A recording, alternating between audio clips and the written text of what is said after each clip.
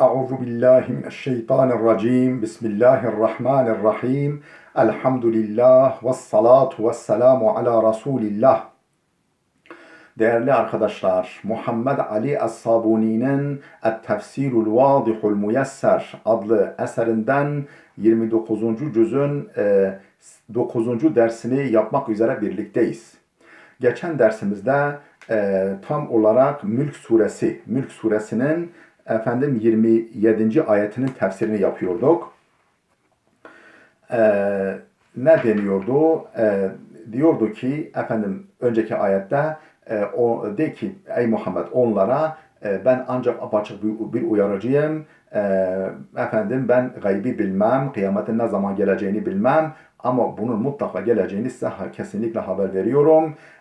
O geldiğinde de onu pek yakından gördüğünüzde de haliniz çok da iç açıcı olmayacaktır. İşte orada bu mesajı veren ayeti okuyalım bir daha. Ondan sonra tefsirini arz edelim. فَلَمَّا رَأَوْهُ زُلْفَةً سِيئَتْ وُجُوهُ الَّذ۪ينَ كَفَرُوا وَقِيلَ هَذَا الَّذ۪ي كُنْتُمْ بِهِ تَدَّعُونَ فَلَمَّا رَأَوْهُ o vaadi yani o kıyameti peygamberin ve Müslümanların bu bildirdikleri haber verdikleri o vaadi zülfeten pek yakından böyle elle tutulur gözle görülür şekilde gördüklerinde onu ne olacak? Si'at vucuhullezine kafaru o kafirlerin yüzleri çok fenalaşacak. Benzleri atacak. Renkleri yüzlerinin rengi uçacak. Vakile ve onlara denilecek ki hâzellezî kuntum bihi teddaûn. İşte bahane yapıp da Müslümanlarla polemiğe girdiğiniz buymuş, budur. Ondan sonra nerede gelse de görsek falan diye dört elle beklediğiniz yani tabi inanmadığınız için, gelmeyeceğine inandığınız için beklediğiniz budur. Ey felemma şahedul azabe zulfeten yani Allah'ın azabını kıyametin gelmesi vesilesiyle Allah'ın azabını müşahede ettiklerinde zulfeten yakından ey gariben minhum yani kendilerine yakın bir biçimde ve ra'avhu ra'yel ayni ve gözleriyle gördüklerinde zaharat ala vucuhihim atharul ka'abeti vel istiyai فَعَلَاهُمُ الْحُزْنُ وَغَشِيَهُمُ الذِّلُّ وَالْاِنْكِسَارُ وَتَقُولُ لَهُمُ الْمَلَائِكَةُ الْعَذَابِ Onu gözleriyle gördüklerinde zaharat ala vucuhihim atharul ka'abeti vel istihza. Onların yüzleri üzerinde yüzlerinin aynasında belirecek, görülecek atharul ka'abeti vel istihza üzüntü ve istiya üzüntü ve fenalık eserleri çok böyle fenalaşacaklar. Çok üzülecekler, kahrolacaklar. İşte o kahrolma, perişanlık izleri görülecektir. فَعَلَهُمُ الْحُزْنُ onları üzüntü bürüyecektir. وَغَشِيَهُمُ الذِّلُّ وَالْاِنْكِسَارِ zillet ve inkisar, kalp kırıklığı, gönül kırıklığı onları kaplayacaktır. وَتَقُولُ لَهُمْ مَلَائِكَةُ الْعَذَابِ ve azap melekleri de onlara diyecek ki هَذَا الَّذ۪ي كُنْتُمْ تَطْلُبُونَهُ فِي الدُّنْيَا İşte dünyada talep ettiğiniz, nerede, ne zaman gelecek diye böyle dil ucuyla talep ettiğiniz işte budur. وَتَسْخَرُونَ مِنْهُ وَتَهْزِئُونَ alaya ve eğlenceye aldığınız gün işte bugündür. وَتَسْتَعْجِلُونَهُ ve bir an evvel gelsin diye alayvari dediğiniz fetekuluna şöyle yani acele edip şöyle dediğiniz gün bugündür. İ'tina bi azabillah. Allah'ın azabını bize getir bakalım ya Muhammed. Hâzâ huve qarîbun hâdirun minkum. İşte o bugün size yakındır ve gelip çatmıştır. Hazırdır, gelip çatmıştır. Efe sihrun hâzâ em entum la tubsirun. Bu sihir midir yoksa iyi görmüyor musunuz? İyi bakın bakalım. Sihir midir bu yoksa iyi görmüyor musunuz?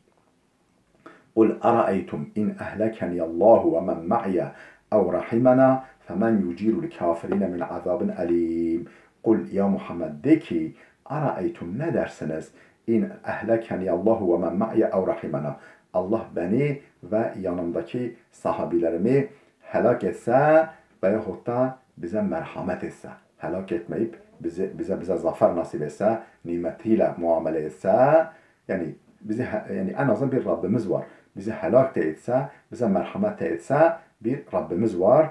فَمَنْ يُجِيرُ الْكَافِرِينَ مِنْ عَذَابٍ أَلِيمٍ. Peki o azab-ı elimden, o can yakıcı azaptan kafirleri kurtaracak kimdir? Sizin kiminiz var? Yani bizim en azından bir Rabbimiz var. Sizin kiminiz var? Kim sizi azab-ı elimden, o can yakıcı azaptan kurtaracak? Ey kul ya eyyuhar rasulu.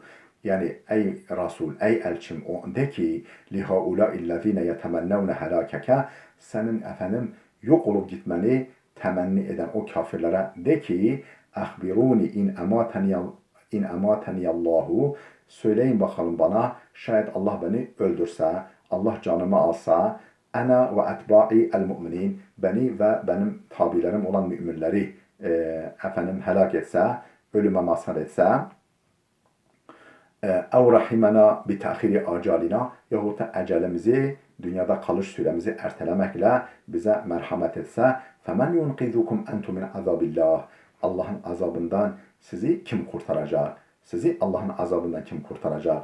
Vakat kefertum billah, siz Allah'ı inkar etmişsiniz. Allah diye bir efendim sahibiniz yok sizce, kendinizce. Hel tazunnunel asname tuhallisukum min azabillahi ve ikabihi. Siz o putların sizi Allah'ın azabından ve ağır cezasından halas edeceğini mi, kurtaracağını mı sanıyorsunuz?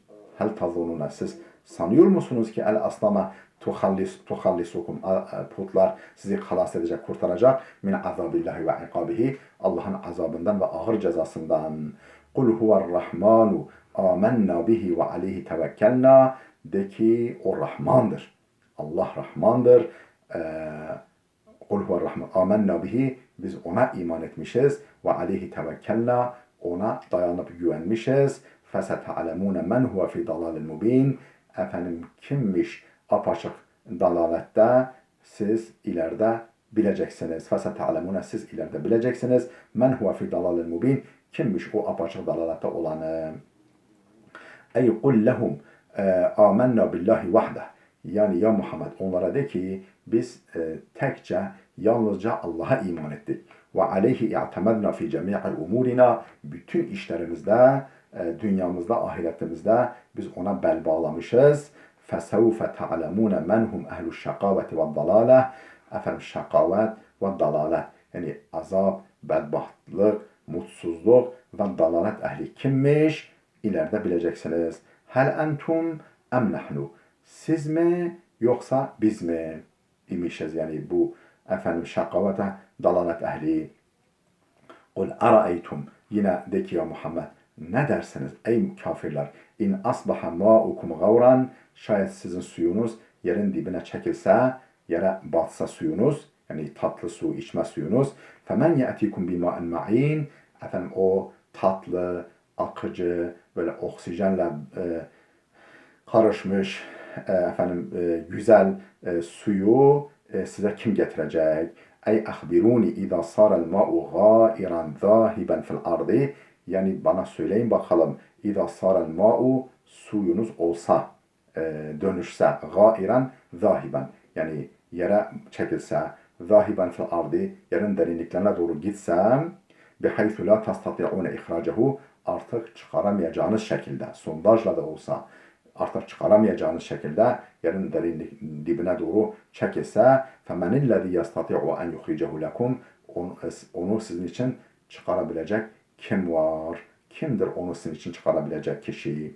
وَيَجْعَلَهُ نَابِعًا فَائِضًا مُتَدَفِّقًا, onu yerden nebaan eden, kaynayan, faidan, coşan, mutedeffikan, efendim fışkıran hale getirecek kimdir? Kimdir onu böyle efendim bazı pınarlar böyle bulak şeklinde, çeşme şeklinde, menba suyu şeklinde çıkıyor.